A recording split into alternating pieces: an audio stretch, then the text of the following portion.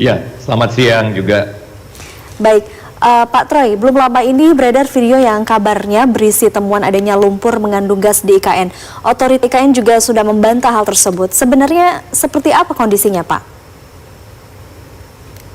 Tidak ada yang disebut-sebut ya di dalam video tersebut ya, ada semburan lumpur, bahkan mengandung gas ya di wilayah Ibu Kota Nusantara. Jadi memang sekali lagi ya, itu tidak benar informasi yang ada di dalam video tersebut, dan memang kami menyayangkan ini beredar kemana-mana ya, jadi kan langsung di lapangan, dan terima kasih kepada teman-teman dari PUPR yang juga langsung bertindak untuk mengecek langsung ya. Memang tidak ada itu di lapangan ditemukan sama sekali adanya lumpur yang mengandung gas lah ya di seluruh wilayah konstruksi. Jadi memang kembali kami tegaskan bahwa itu adalah video yang beredar, itu adalah false ya, misinformasi, dan kategorinya hoax. Dan sudah kami laporkan ke Dirjen Aptika ya, Kemenkominfo, dan sudah dilakukan tindakan. Yang pertama adalah sudah melakukan labeling ya hoax terhadap informasi yang yang tidak benar tersebut, dan kemudian sudah dilakukan tindakan untuk menurunkan atau take down ya terhadap video tersebut.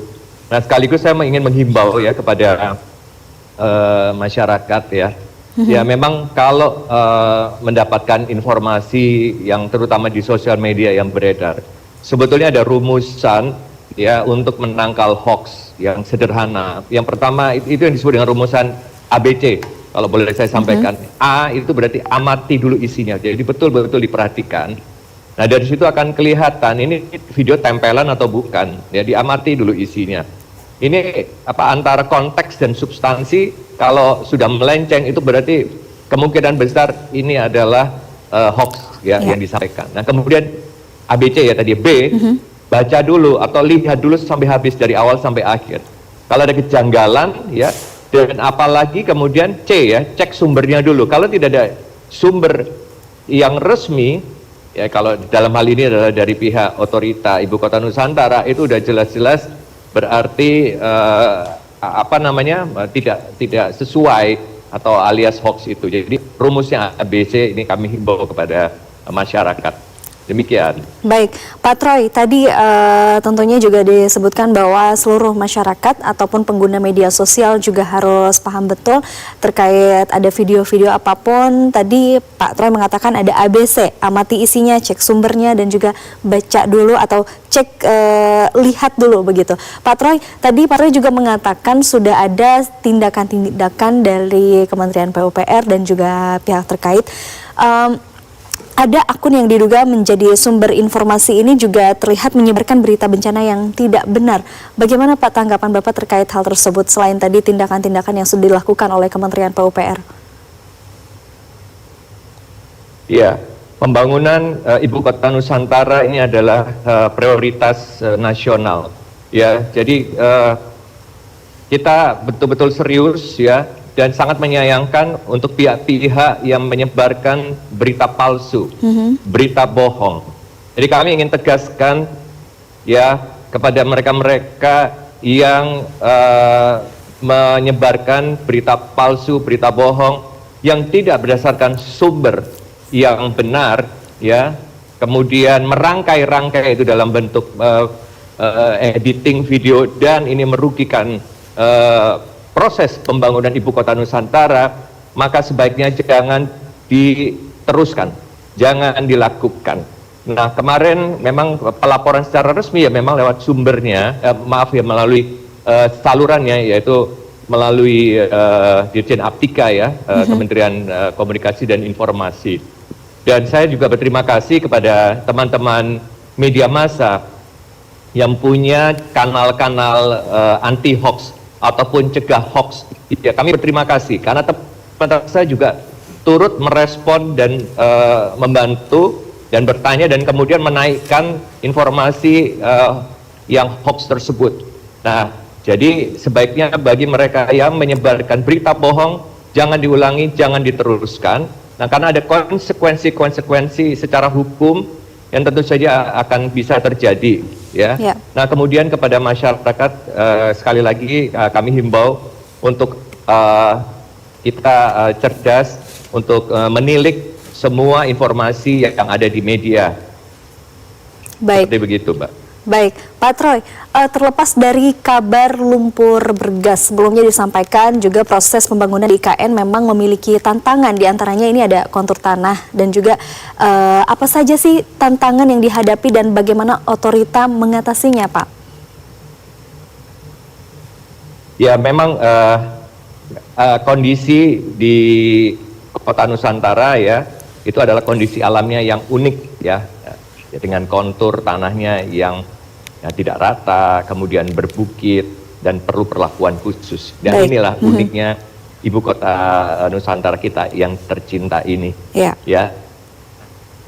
Tetapi dalam hal ini kita tetap memperhatikan kondisi lingkungan ya di dalam melakukan pembangunan di ibu kota Nusantara. Nah, kalau jenis tanahnya itu disebut dengan jenis tanah clay shell, yaitu ciri khas jenis tanah di sekitar wilayah Kalimantan. Ya, jenis tanah ini memiliki ciri yang apabila terpapar air dan udara akan menjadi teksturnya itu lunak lah, gitu ya. Jadi sehingga setiap pembangunan yang dilakukan itu memperhatikan langkah-langkah mitigasi yang disesuaikan dengan kebutuhan, ya, perkuatan struktur bangunan yang dibawa maupun treatment langsung lapisan tanah tersebut. Tapi kami ingin sampaikan juga bahwa apapun langkah pembangunan di ibu kota Nusantara itu sangat memperhatikan kelestarian lingkungan. Kami tidak pernah melakukan deforestasi. Ya, ada beberapa ya kelompok yang mengatakan melakukan perusakan dan sebagainya. Tidak. Justru kami mengembalikan kembali ke lingkungan semula, ya menghutankan kembali, dan hanya sekitar 25% ya pembangunan infrastruktur di ibu kota Nusantara. Sisanya 65% itu adalah untuk kawasan hijau. Ya, nah, makanya ibu kota Nusantara disebut sebagai kota yang green, ya, kota yang hijau, tetapi juga kota yang cerdas ataupun smart city. Demikian, Mbak. Baik, Pak Troy, tentu saya dan juga pemirsa yang ada di rumah pastinya penasaran sejauh ini bagaimana jalannya pembangunan di IKN, Pak Troy? Iya, boleh kami sampaikan bahwa semua on track, semua on schedule. Jadi perkembangan pembangunan tahap 1 di IKN ya, tepatnya di kawasan inti pusat pemerintahan telah mengalami kemajuan ya, sesuai dengan jadwal. Nah, per 1 April 2024 ya dapat kami katakan ya secara keseluruhan persentase progres pembangunannya itu sebesar 78,95%.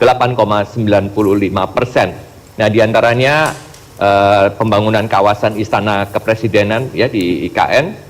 Nah, kemudian pembangunan persiapan untuk bangunan Istana Negara, lapangan upacara ya. Nah, ini tidak terasa nanti akan ada kegiatan upacara kemerdekaan RI tanggal 17 Agustus tahun 2024 ya, yang rencananya akan dapat menampung sekitar 8.700 orang ya sesuai perencanaan. Ini semua on progress. Nah, kemudian juga progres yang berjalan antara lain bangunan gedung dan kawasan kantor Kementerian Koordinator itu kurang lebih sekitar 57% ya per 21 Maret 2024. Dan masih banyak infrastruktur yang lainnya, semuanya on progress dan on track.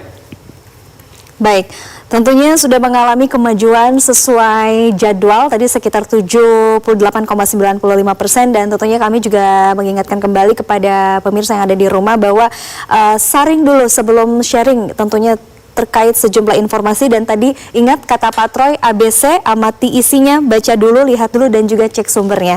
Pak Troy Pantol selaku juru bicara Otorita IKN, terima kasih banyak Pak telah bergabung dan juga sharing bersama kami di Klik Indonesia Siang. Selamat siang, sehat selalu Pak Troy.